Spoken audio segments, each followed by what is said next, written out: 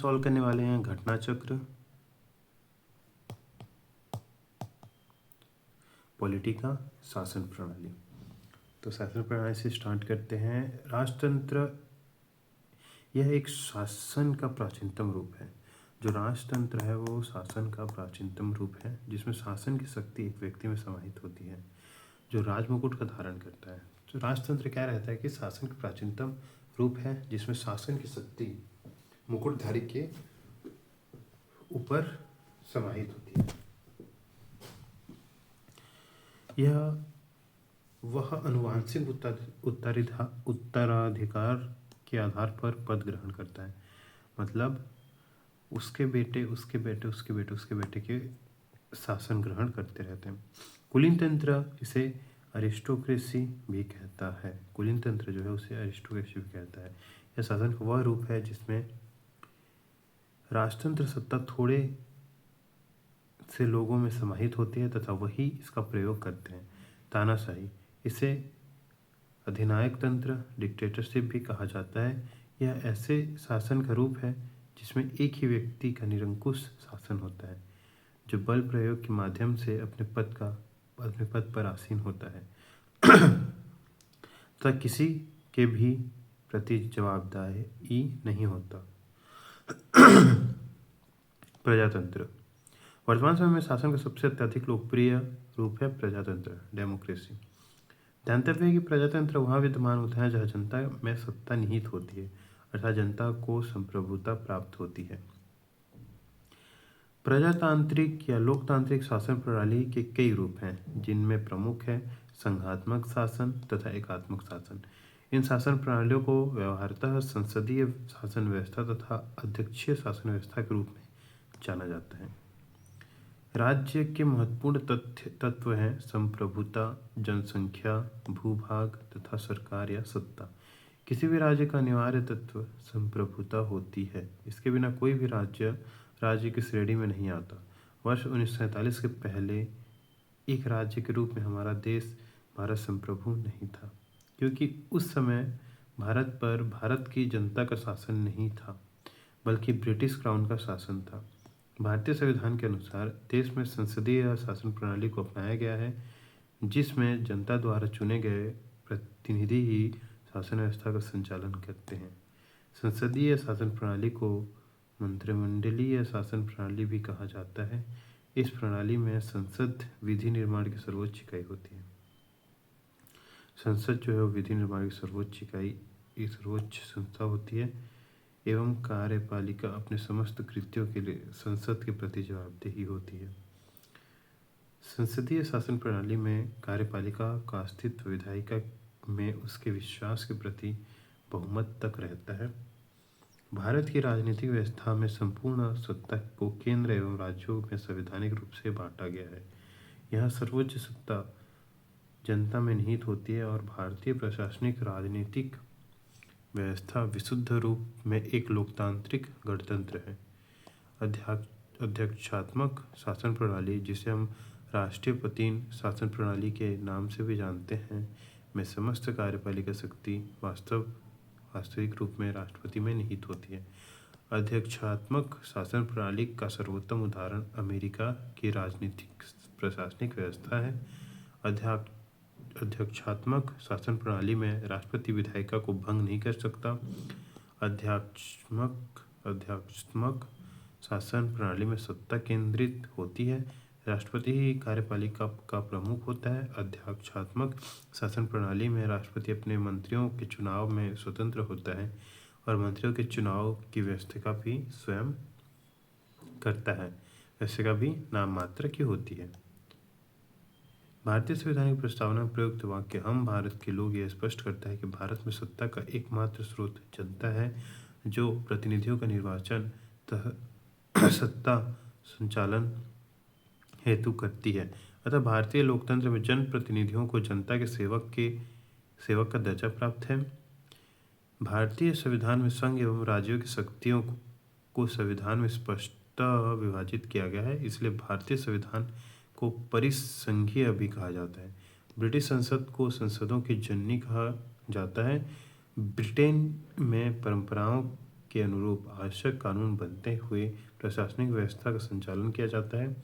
क्योंकि ब्रिटेन में लिखित संविधान का अस्तित्व नहीं है, भारतीय संविधान में एकात्मक शासन प्रणाली शासनिक प्रमुख लक्षणों में राज्यपाल का पद, अखिल भारतीय सेवाएं, एकल नागरिकता, आपातकालीन प्रावधान, राज्यसभा में असमान प्रतिनिधित्व शामिल है।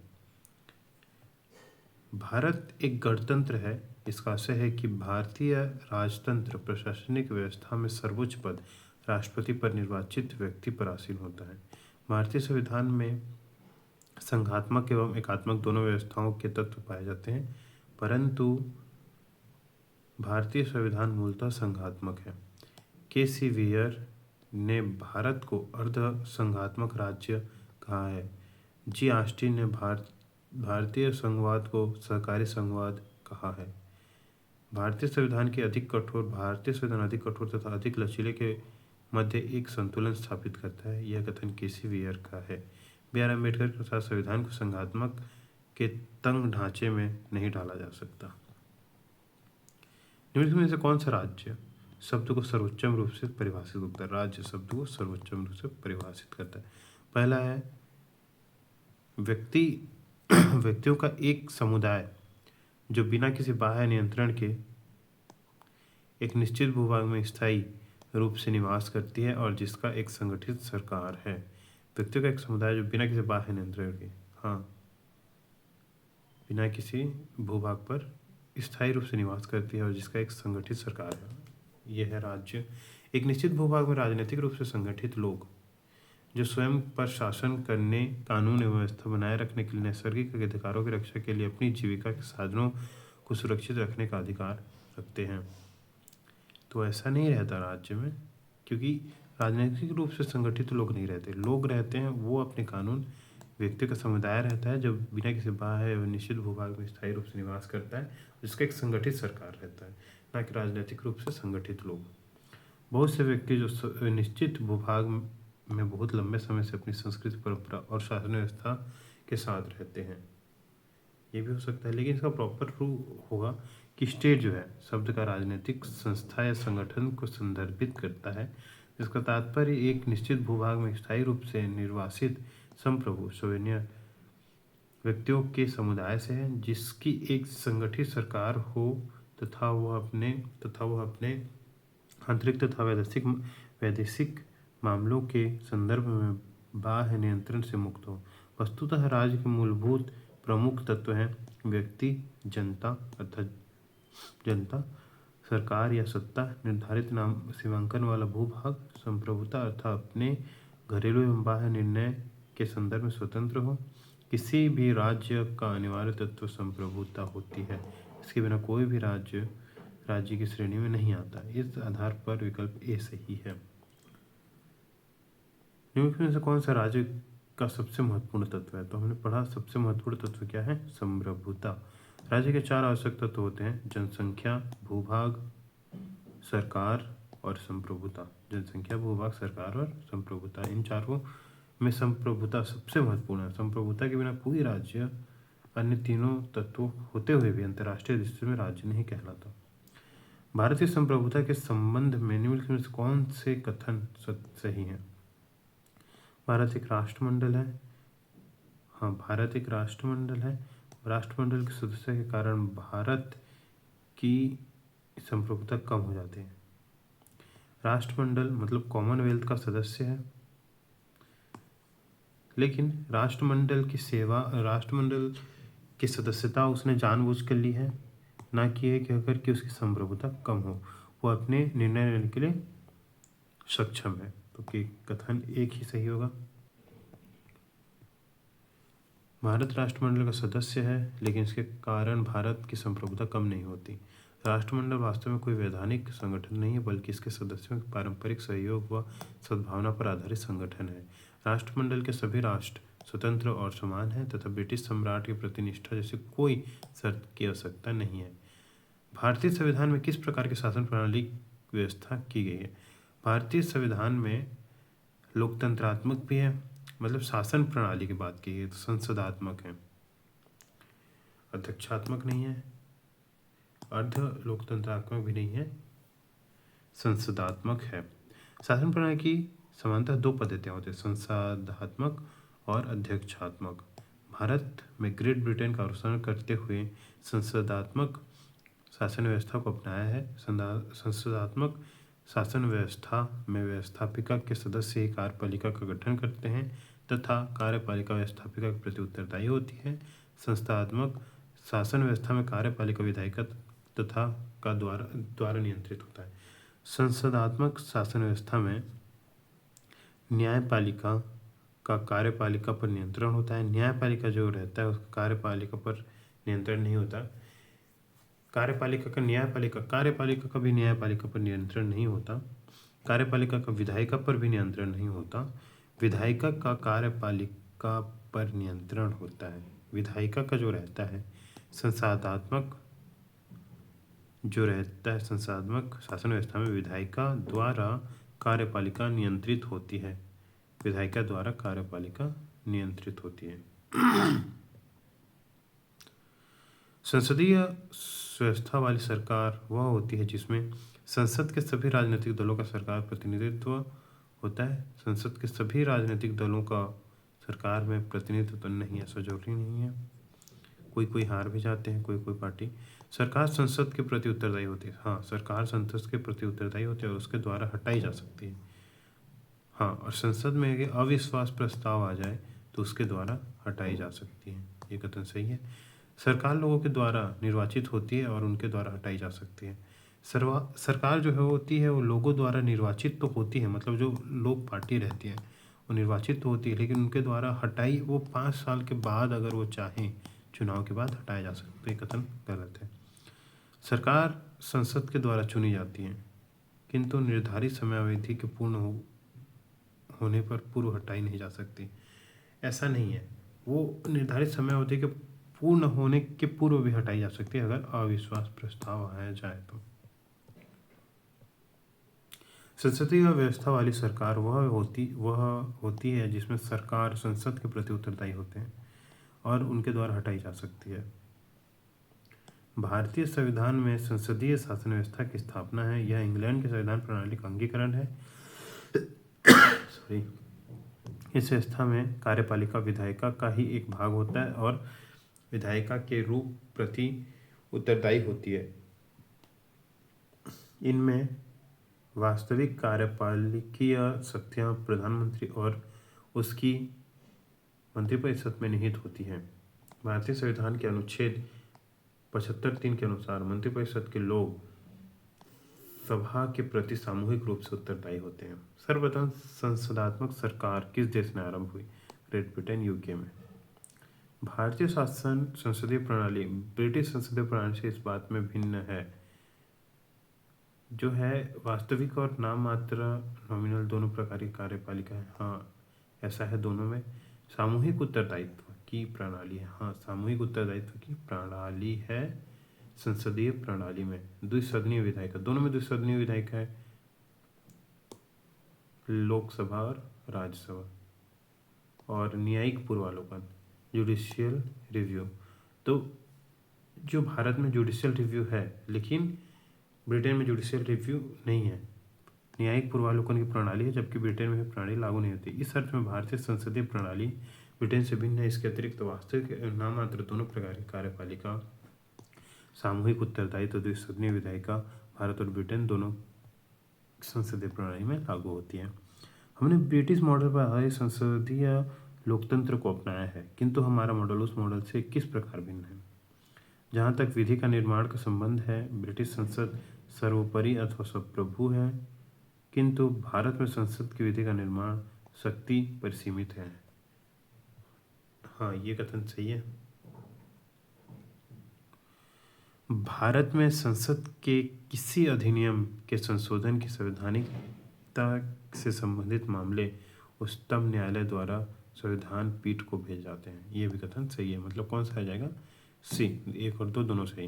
ब्रिटिश मॉडल पर आधारित लोकतांत्रिक व्यवस्था में संसदीय संप्रभुता, पार्लियामेंट्री सोवेरेनिटी के सिद्धांत को अपनाया गया है तथा वहाँ संसद ही सर्वोच्च विधि प्राधिकारी है। जो कि किसी विधि का सृजन या किसी विधि का समापन कर सकती है। दूसरी ओर भारतीय मॉडल में संवैधानिक सरकार कॉन्स्टिट्यूशनल गवर्नमेंट की व्यवस्था है, जिसके तहत संसद की विधि निर्माण शक्ति लिखित संविधान द्वारा परिसीमित है।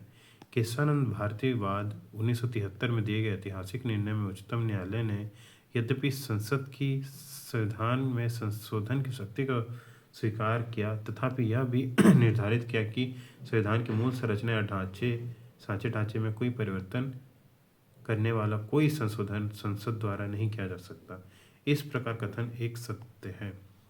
कथन दो भी सही है, क्योंकि भारत में संसद के किसी अधिनियम के संशोधन की संवैधानिकता से संबंधित उच्च मामले उच्चतम न्यायालय द्वारा संविधान के अनुच्छेद 145(3) के तहत गठित की जाने वाली संविधान पीठ को भेजे जाते हैं।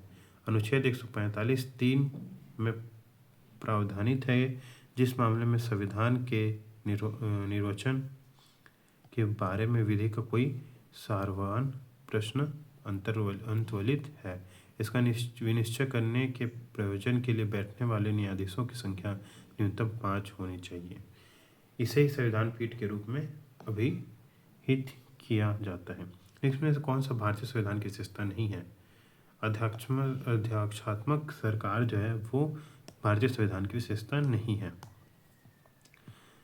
भारतीय राजनीतिक पद्धति के बारे में से कौन सही नहीं है? धर्मनिरपेक्ष राज्य है, संसदीय पद्धति की सरकार है, संघीय नीति है, राष्ट्रपति पद्धति की स्वीकार नहीं। यहाँ राष्ट्रपति नाम मात्र का पद रहता है। मुख्य निर्णय प्रधानमंत्री के द्वारा लिए जाते हैं। भारत में राष्ट्रपति पद्धति नहीं है, बल्कि संसदीय पद्धति सरकार तथा यहाँ राष्ट्रपति शासन का औपचारिक प्रमुख मात्र है। भारतीय संविधान संसदीय लोकतंत्र की व्यवस्था करता है तथा इसमें धर्मनिरपेक्ष राज्य और संघीय प्रणाली को अपनाया गया है। भारत में संसदीय प्रणाली की सरकार है, क्योंकि लोकसभा जनता द्वारा प्रत्यक्ष रूप से चुनी जाती है। संसद संविधान का संशोधन कर सकती है। मंत्रिपरिषद लोकसभा के प्रति उत्तरदायी होते हैं, क्योंकि जो संसदीय प्रणाली क्यों है कि मंत्रिपरिषद लोकसभा के प्रति उत्तरदायी होते हैं। भारत में संसदीय प्रणाली सरकार है, क्योंकि मंत्रिपरिषद लोकसभा के प्रति उत्तरदायी। अनुच्छेद 75(3) संसदीय शासन प्रणाली को मंत्रिमंडलीय व्यवस्था भी कहा जाता है। इस शासन व्यवस्था में संसद विधि निर्माण की सर्वोच्च संस्था होती है तथा कार्यपालिका अपने सभी कार्यों के लिए संसद के प्रति उत्तरदायी होती है। कार्यपालिका के सदस्य संसद के सदस्य होते हैं और कार्यपालिका तभी तक सत्तारूढ़ या कार्यरत रहती है जब तक उसे संसद लोकसभा का विश्वास प्राप्त हो रहता है। संसदीय स्वरूप में शासन का प्रमुख लाभ यह है कि कार्यपालिका विधानमंडल के प्रति उत्तरदायी बनी रहती है।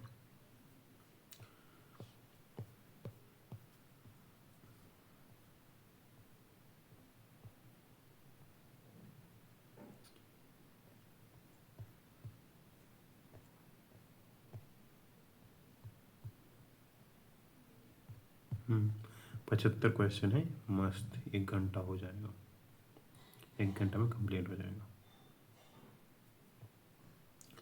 भारत के संदर्भ में संसदीय शासन प्रणाली में निम्नलिखित में से कौन से सिद्धांत संस्थागत रूप में निहित हैं? मंत्रिमंडल के सदस्य संसद के सदस्य होते हैं, सही है ये कथन। जब तक मंत्रियों को संसद का विश्वास प्राप्त होता है, जब तक मंत्रियों को संसद का विश्वास प्राप्त रहता है, तब तक ही वे अपने पद पर बने रहते हैं, ये भी कथन सत्य है। राज्य का अध्यक्ष ही मंत्रिमंडल का अध्यक्ष होता है, नहीं, ऐसा नहीं रहता। मंत्रिमंडल का अध्यक्ष प्रधानमंत्री रहता है, तो इसमें केवल एक और दो सही होंगे। अनुच्छेद 75(5) में उल्लिखित है कि मंत्री बिना संसद सदस्य बने 6 माह से अधिक पद पर नहीं रहेगा, अर्थात मंत्रिमंडल के सदस्य संसद के सदस्य होते हैं। मंत्रिपरिषद सामूहिक रूप से लोकसभा के प्रति उत्तरदायी होते हैं 75(3) के, इसलिए कथन 2 भी सही है, क्योंकि लोकसभा संसद का भाग है। भारत में राज का अध्यक्ष राष्ट्रपति होता है, जबकि मंत्रिमंडल की अध्यक्षता प्रधानमंत्री करता है। सरकार की संसदीय व्यवस्था के विषय में निम्नलिखित में से कौन सा वक्तव्य सही है? सरकार की संसदीय व्यवस्था में विधायिका न्यायपालिका के प्रति उत्तर जवाबदेही होती है, ऐसा नहीं रहता। विधायिका कार्यपालिका के प्रति जवाबदेही रहती है। संसदीय व्यवस्था में निम्नलिखित में से कौन सा वक्तव्य सही है? तो इनमें से कोई वक्तव्य सही नहीं है, क्योंकि शासन प्रणाली के संबंधित दो पद्धतियां होती हैं, संसदीय और अध्यक्षीय। भारत में ग्रेट ब्रिटेन का अनुसरण करते हुए संसदीय शासन व्यवस्था को अपनाया गया है। संसदीय शासन व्यवस्था में व्यवस्थापिका के सदस्य ही कार्यपालिका का गठन करते हैं। व्यवस्थापिका विधायिका के सदस्य ही कार्यपालिका का गठन करते हैं तथा कार्यपालिका व्यवस्थापिका के प्रति उत्तरदायी होती है। कार्यपालिका व्यवस्थापिका के प्रति उत्तरदायी होती है। संसदात्मक शासन व्यवस्था में कार्यपालिका विधायिका द्वारा नियंत्रित होती है तथा न्यायपालिका कार्यपालिका तथा विधायिका के कार्यों की न्यायिक समीक्षा कर सकती है। राष्ट्रपति न्यायपालिका के प्रति जवाबदेह नहीं होता, अतः विकल्प ही सही है। निम्नलिखित कथनों में से उस एक को चुनिए जो मंत्रिमंडल स्वरूप की सरकार में अंतर्निहित शक्ति को अभिव्यक्त करता है। एक ऐसी सरकार के विरुद्ध आलोचना को कम से कम करने की व्यवस्था जिसके उत्तरदायित्व जटिल हैं तथा उन्हें सभी के संतोष के लिए निष्पादित करना कठिन है। ये कथन गलत है। ऐसी सरकार के कामकाज में तेजी लाने की क्रियाविधि जिसके उत्तरदायित्व दिन प्रतिदिन बढ़ते जाते हैं, ये भी कथन गलत है। सरकार के जनता के प्रति सामूहिक उत्तरदायित्व को सुनिश्चित करने के लिए संसदीय लोकतंत्रात्मक की क्रियाविधि, ये कथन सही है। सरकार के जनता के प्रति सामूहिक उत्तरदायित्व को सुनिश्चित करने के लिए संसदीय लोकतंत्र की एक कार्यविधि होती है। ऑप्शन सी सही हो जाएगा। संसदीय शासन प्रणाली को मंत्रिमंडलीय शासन प्रणाली या उत्तरदायी सरकार प्रणाली के नाम से भी संबोधित किया जाता है। इसमें सरकार मंत्रिपरिषद लोकसभा के प्रति उत्तरदायी होती है। लोकसभा सदस्यों का निर्वाचन जनता द्वारा प्रत्यक्ष रूप से किया जाता है, अतः सरकार के जनता के प्रति सामूहिक उत्तरदायित्व को सुनिश्चित करना ही मंत्रिमंडलीय स्वरूप का की सरकार की संसदीय सरकार के अंतर्निहित सिद्धांत है। ठीक है। राष्ट्रपति पद्धति में समस्त कार्यपालिका की शक्ति निहित होती है। राष्ट्रपति में पद्धति में राष्ट्रपति में निहित होती है, जैसे अमेरिका में। भारत में राजनीतिक व्यवस्था के मूलभूत लक्षण है। भारत में राजनीतिक व्यवस्था के मूलभूत लक्षण कौन कौन से हैं, ये हमें पता करना है। एक लोकतंत्रात्मक गणतंत्र है, लोकतांत्रिक गणतंत्र है भारत। इनमें संघात्मक रूप की सरकार है, हाँ है। सर्वोच्च सत्ता भारत की जनता में निहित है, ये भी कहा जाता है। यह एक एकीकृत शक्ति का प्रावधान करता नहीं, इसमें किसी के पास भी ज़्यादा शक्ति नहीं, एकीकृत शक्ति का प्रावधान नहीं है। यह शक्ति का वितरण करता है। तो इसमें 1, 2 और 3 सही हो जाएंगे। क्योंकि कथनों पर विचार करें। भारत एक लोकतंत्रात्मक व्यवस्था है, सही है। संप्रभुत्व सत्ता संपन्न राज्य सही है। एक लोकतंत्रात्मक राज्य है, समाज है, सही है। एक भारत एक कल्याणकारी राज्य है, यह भी सही है। तो 1, 2, 3, 4 चारों सही हो जाएंगे। निम्न में से कौन सी व्यवस्था भारतीय राजतंत्र का नहीं है? एक संविधान संगत सरकार, यह भारत का संविधान जो भारत की विशेषता बयां करती है। लोकतांत्रिक सरकार भी भारत की राजतंत्र की विशेषता है। विधि का शासन भी एक विशेषता है। सत्तावादी सरकार यहाँ नहीं रहती, तो ये इसकी विशेषता नहीं है। भारतीय शासन प्रणाली में शासन का संचालन संविधान के प्रावधानों के अनुरूप होता है। भारत में विधि का शासन है, यह गणतंत्र है, न कि राजतंत्र। प्रत्येक 5 वर्ष के उपरांत जनता अपने प्रतिनिधियों का निर्वाचन कर संविधान संगत लोकतांत्रिक सरकार का गठन करती है। यह सत्तावादी सरकार नहीं है। केंद्र सरकार और राज्य सरकारों को प्राधिकार प्राप्त है। केंद्र सरकार और राज्य सरकार को अधिकार कहाँ से प्राप्त है? भारतीय संविधान से, न कि भारत के राष्ट्रपति से, न कि प्रधानमंत्री से, न कि संसद से। संवैधानिक सरकार का आशय है किसी राष्ट्र की परिसंघीय संरचना वाली एक प्रतिनिधित्व सरकार नहीं, कोई सरकार जिसके प्रमुख के पास नाम मात्र की शक्तियाँ होती हैं, नहीं कोई सरकार जिसके प्रमुख के पास वास्तविक शक्तियाँ हो, नहीं संवैधानिक सरकार कहाँ से पूछा है। कोई सरकार जो संविधान की सीमाओं को परिबद्ध हो, संविधान की सीमाओं से वो को लांघ हो नहीं सकता, ऐसी सरकार को संवैधानिक सरकार कहते हैं। उनके कथनों पर विचार कीजिए और नीचे गए कुत्ते से उत्तर दें। भारत एक लोकतांत्रिक देश है। कथन सही है क्योंकि भारत का एक अपना संविधान है। लोकतांत्रिक तो है और उनका खुद का संविधान भी है, लेकिन वो इसलिए लोकतांत्रिक नहीं है क्योंकि उसके पास संविधान है। इसलिए वो लोकतांत्रिक है क्योंकि जनता द्वारा वो प्रत्यक्ष रूप से अपने निर्वाचन से चुन सकते हैं। ए और दोनों सही हैं, लेकिन ए और व्याख्या नहीं करता। निम्न में से कौन सा सुशासन की व्यवस्था नहीं है? सुशासन की व्यवस्था कौन सी नहीं है? जो जवाबदेही सरकार, ये सुशासन की व्यवस्था है। पारदर्शिता भी सुशासन की विशेषता है। कानून का नियम भी सुशासन की व्यवस्था है। लाल फीताशाही, ये जो है लाल फीताशाही सुशासन की व्यवस्था विशेषता नहीं है। कल्याणकारी राज्य, वेलफेयर स्टेट का उद्देश्य है अधिकतम संख्या का अधिकतम कल्याण सुनिश्चित करना, अधिकतम संख्या का अधिकतम कल्याण सुनिश्चित करना। कमजोर वर्गों के कल्याण का प्रबंध करना, हाँ कमजोर वर्गों के कल्याण का प्रबंध करना कल्याणकारी राज्य का उद्देश्य है। कल्याणकारी राज्य नागरिकों के, विशेष रूप से कमजोर वर्गों के नागरिकों के सामाजिक, आर्थिक, सोशियो इकोनॉमिक विकास के लिए सतत प्रयत्नशील रहता है।